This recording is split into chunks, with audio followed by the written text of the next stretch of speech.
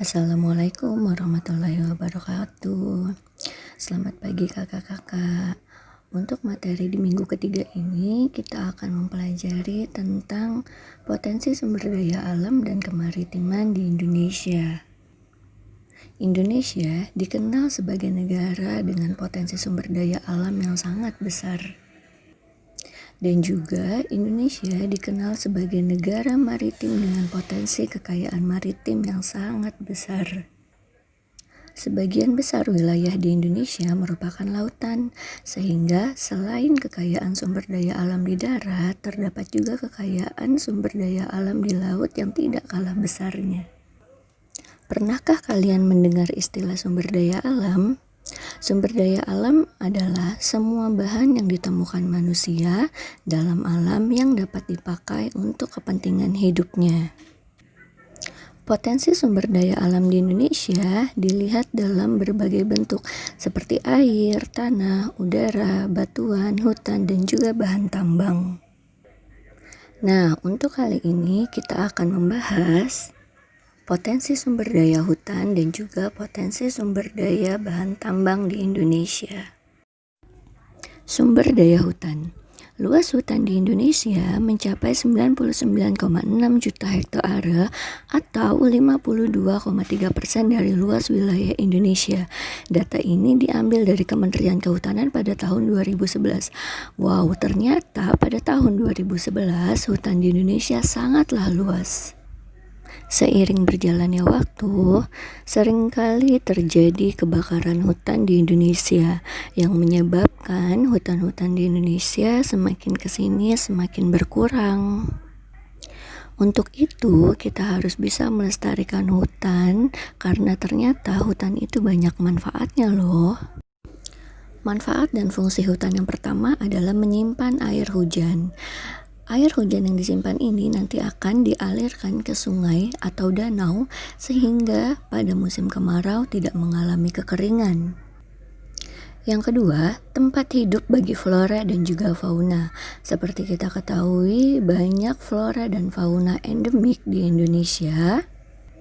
Sehingga untuk melestarikannya, hutan ini harus menjadi sumber makanan dan obat-obatan pada saat ini maupun pada saat yang akan datang.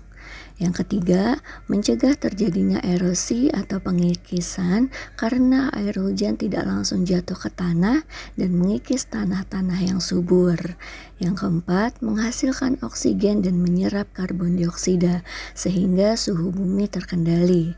Lalu yang terakhir, sumber kehidupan bagi masyarakat, khususnya masyarakat sekitar hutan dari produk yang dihasilkan.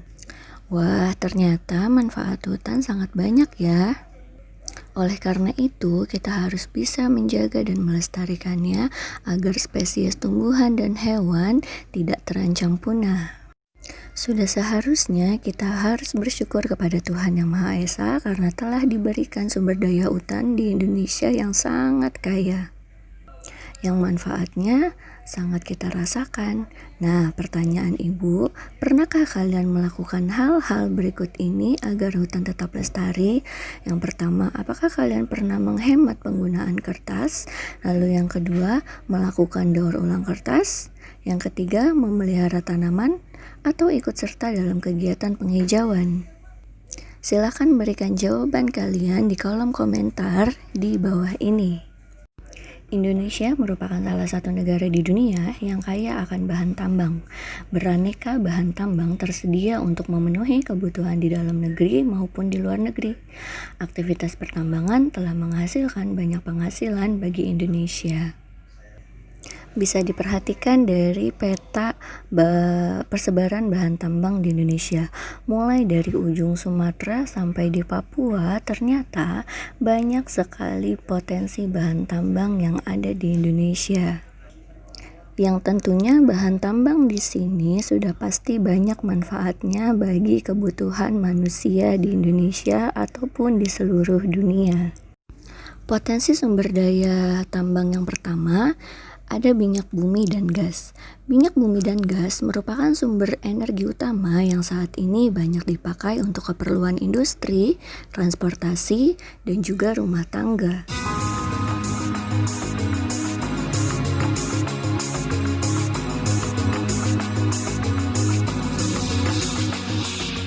Hai, aku Patra, berasal dari keluarga petroleum. Aku belajar dan berkembang di industri migas Pertamina. Aku akan terangkan apakah minyak bumi itu, bagaimana tentang pengolahan, distribusi, dan manfaatnya bagi kehidupan kita. Migas berasal dari sisa-sisa jasad organisme makhluk hidup yang tertimbun oleh lapisan-lapisan tanah dalam waktu jutaan tahun yang lalu. Oleh karena tekanan dan panas yang sangat tinggi dan dalam waktu yang sangat lama, jasad organisme pun perlahan-lahan berubah menjadi minyak dan gas.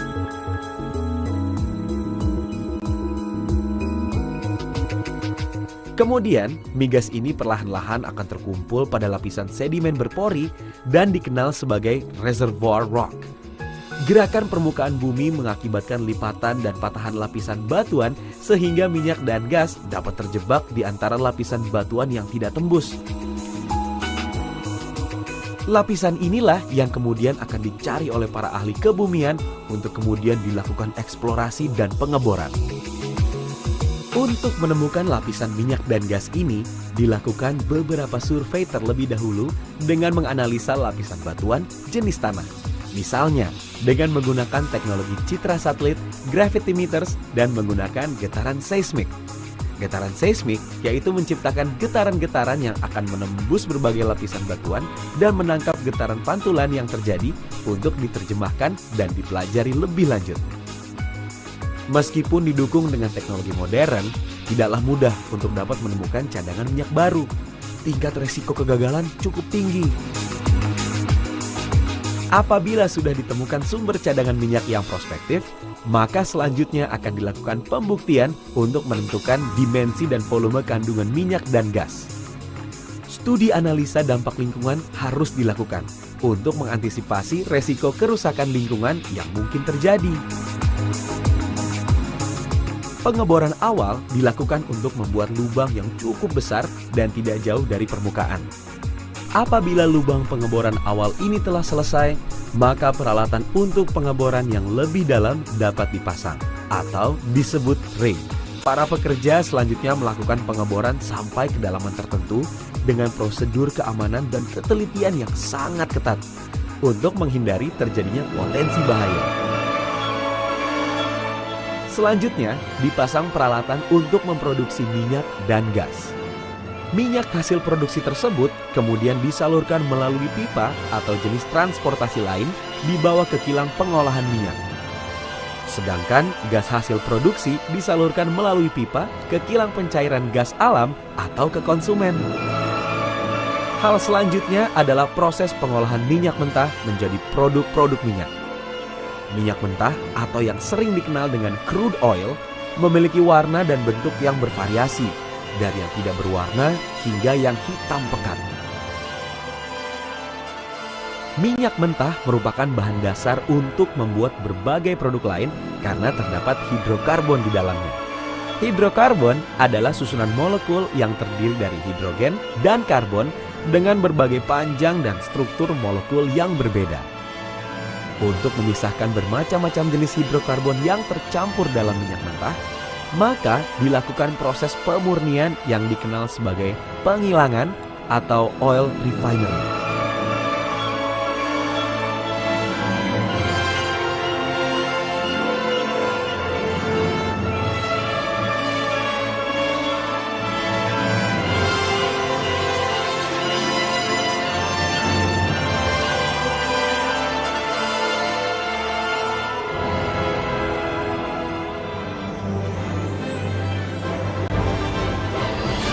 Hasil minyak dari penghilangan siap untuk didistribusikan melalui berbagai jalur transportasi seperti pipanisasi, kapal, truk tangki, dan depo-depo yang tersebar di seluruh negeri kita. Bahkan hingga ke daerah terpencil pun tetap dapat dijangkau oleh distribusi Pertamina. Begitu banyak pulau-pulau dan provinsi yang terpisah oleh lautan di negeri kita, sehingga membutuhkan manajemen dan struktur distribusi yang handal. Bahkan, Pertamina juga berkontribusi dalam ekspor migas dan petrokimia ke luar negeri. Keunggulan lain Pertamina dalam menyediakan energi lain untuk kehidupan adalah dengan memanfaatkan energi panas bumi. Geothermal adalah energi yang berasal dari panas bumi. Pada kedalaman tertentu, lapisan batuan memiliki suhu yang tinggi melebihi suhu air mendidih. Energi panas ini dapat dimanfaatkan untuk menggerakkan turbin gas dan menghasilkan energi listrik yang dapat digunakan untuk keperluan sehari-hari. Indonesia adalah negara yang memiliki potensi cadangan geothermal yang terbesar di dunia. Namun, saat ini baru sedikit yang termanfaatkan. Sejak tahun 1982, Pertamina telah memproduksi panas bumi untuk menghasilkan energi listrik dan terus berupaya untuk mengembangkannya. Saat ini, Pertamina sedang mengembangkan dan memasarkan produk bahan bakar ramah lingkungan berupa biosolar yang berasal dari campuran minyak kelapa sawit dengan minyak solar. Oleh karena cadangan minyak di negeri kita semakin menipis, maka mulai sekarang marilah kita berhemat dalam menggunakan BBM dan mendukung pemanfaatan energi alternatif untuk kelangsungan hidup kita dan anak cucu kita.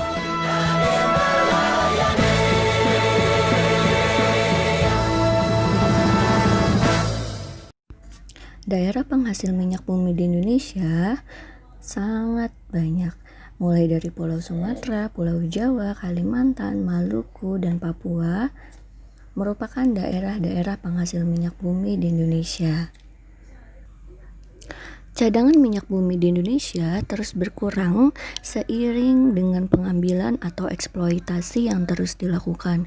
Untuk itu, kita harus dapat menghemat penggunaan minyak bumi dan gas karena ternyata minyak bumi dan gas ini merupakan sumber daya bahan tambang yang paling banyak digunakan oleh manusia.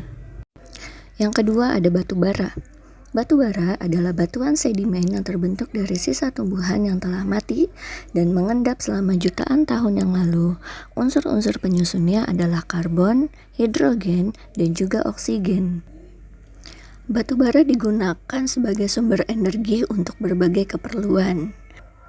Energi yang dihasilkan dapat digunakan untuk pembangkit listrik, untuk keperluan rumah tangga seperti memasak, pembakaran pada industri batu bara atau genteng, pembuatan semen, batu kapur, biji besi, baja, dan juga industri kimia lainnya. Pulau Kalimantan dan Sumatera merupakan daerah penghasil batu bara terbesar di Indonesia. Yang ketiga ada bauksit. Bauksit adalah tanah merah yang kaya akan aluminium, logam, dan sumber biji utama untuk menghasilkan aluminium. Bauksit bermanfaat untuk industri keramik, logam, kimia, dan metalurgi. Bauksit ditambang di daerah Kepulauan Riau, yaitu di Pulau Bintan dan juga Kalimantan Barat, terdapat di Singkawang. Selanjutnya ada emas.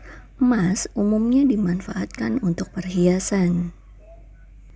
Bahan tambang emas terbesar di Indonesia terdapat di Papua atau Freeport Timika. Namun terdapat juga di daerah lain seperti di Kalimantan Barat, NAD, Sulawesi Utara, Riau, dan juga Bengkulu. Pada saat sekarang, emas sangat digandrungi oleh seluruh manusia karena emas merupakan investasi terbaik karena emas memiliki nilai jual yang sangat tinggi. Setiap tahun angkanya selalu bertambah. Untuk itu, kalau mau menabung, tabung emas saja ya. Lalu yang terakhir ada pasir besi. Pasir besi dimanfaatkan untuk industri logam besi dan juga industri semen.